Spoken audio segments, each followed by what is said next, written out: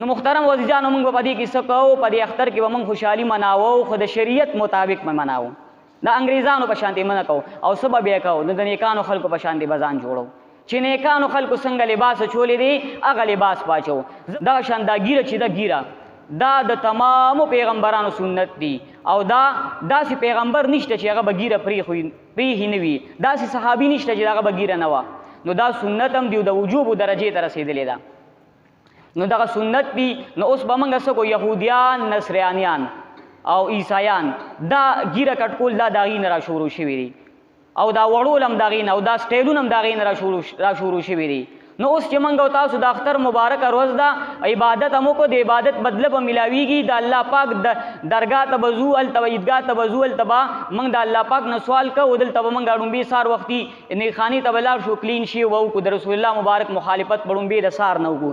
ابتدا به هم تباه و برباد شوه، ابتدا هم تباه و برباد شوه. د رسول الله مبارک مخالفت هم وکړئ. رسول الله مبارک زموږ دپاره څه فرمایي؟ الله رب العزت موږ باندې څومره مهربانه دی. نو دا انعامونه غوره بیا تا ته نه میلاویږي، دا هم یاد ساته.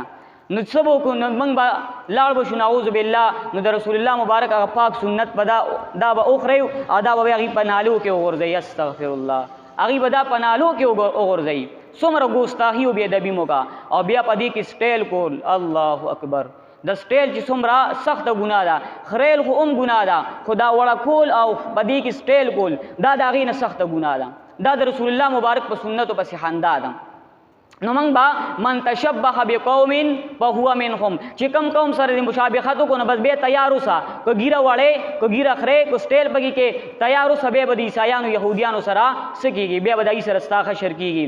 او که بله یو خبره درته وکړم نو په هغې به بیا ستاسو هسې نه چې څوک خفه شي چې دا د چا عادت دی.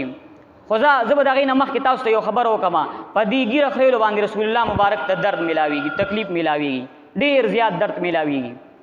ځکه چې یو کس و هغه شاعر و شاعر د رسول الله مبارک په عشق کې ډېر زیات شعرونه ویلي، مختصر دا واقعه درته زر زر ذکر کومه. د رسول الله مبارک په محبت کې ډېر زیات شاعري کړې وه. یو بنده و نیک بنده و، هغه د ده دا شاعري واورېده، ویې لکه څومره ښکلې شاعري وکړو د رسول الله مبارک په عشق کې. وی دا شاعر ما ته وښایه چې زه لاړ شم د ده ملاقات له، د ده زه لاسونه و خپې ښکلوم چې د رسول الله مبارک په شان کې څومره ښکلي اشعار وي، چې تپوس یې وکړو یو ځای بل ځای بل ځای تر دې چې ورسېده. د هغه ځای معلوم کړ، ډېر لرې خو ځای ورسو، هغه ځای معلوم کړه.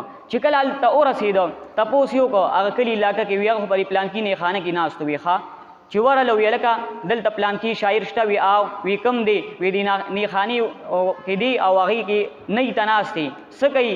هغه ګیره خورئ. استغفر الله. دی وی لکه وی دا اشعار تا ویلي وي، وی په دې کې تاسو څنګه د عشق او محبت اظهار کړی دی، زه خو دې داسې کم په دې شعرونو دې مین کم، او ما وی چې زه ستا لاسونه خپې ښکلوم، خو ته خو په خپله ګیره خورې، دا ولې؟ هغه ورته وی ګوره وي زه ګیره خوریم خو د چا زړه نه ازارومه. دی ورته وی ښه د چا زړه نه ازارې، ته د دواړو جهانو د سردار مبارک امام الانبیا محمد رسول الله جناب محمد رسول الله صلی الله علیه وسلم زړه ته دې تکلیف ورسول، د هغې زړه دې ازار که. ته قوم و ملت څه کې، قوم و ملت پرېږده، خو د رسول الله مبارک زړه خوشحاله که. قوم و ملت هم خوشحاله که، خو ډومبې الله دی، بیا د الله محبوب دی، بیا قوم و ملت دی. نو هغه ورته وایي تا خو ګوره وي زه دې ماین کم په ځان، او ته داسې کوې. هغه وایي ښه، هغه هم چې سوچ وکړو بس په دغه وخت کې توبه وکړه، او د هغې نه بعد بیا ګیره پرېښه چې دا خو ریشه زه خو چغې وایم دعوې کوم د رسول الله مبارک د عشق، لکه زه تاسو ته دلته روزانه چغې سورې وایم او بیا د رسول الله مبارک مخالفت کوم، نو دا بار سړی به وایي چې دا ته څه کوې، او داسې دم دا خو بیا زما صحیح عشق نه دی. نو د هغې نه پسې توبه وکړله او بیا صحیح شوم. نو دا خو تاسو ته ما په دغه ضمن کې خبر وکړه. نو سبج کو من تشبه بقوم فهو منهم، چا چې د کم قوم سره مشابهت وکړو د هغې په ډلې کې به. نو اوس درته څه ووایم، خفه کېږي به په دې نه. نو او که خفه کېږي نو چې څوک رسول الله مبارک خفه کوي نو پرېږده چې دې خفه شي، زه خو بیا نه خفه کوم، خو چې رسول الله مبارک خفه کوي نو دا کار، دا ګیره خریل، دا ګیره کې سټایل کول، دا د چا کار دی؟ دا د اجراګانو کار دی، د اجراګانو کار دی. نو کو ستا ته پې درد رسېږي نو زه خو دې نه خفه کوم، خو که خفه کېږي نو خفه شه، ځکه چې تا زما رسول الله مبارک خفه کړ، چې تا ګیره وخریله په هغې کې دې سټایل وکړو نو هغه دې زما رسول الله مبارک دې خفه کړ. بس که خفه کېږي بیا خفه شه، زه خو دې نه خفه کوم.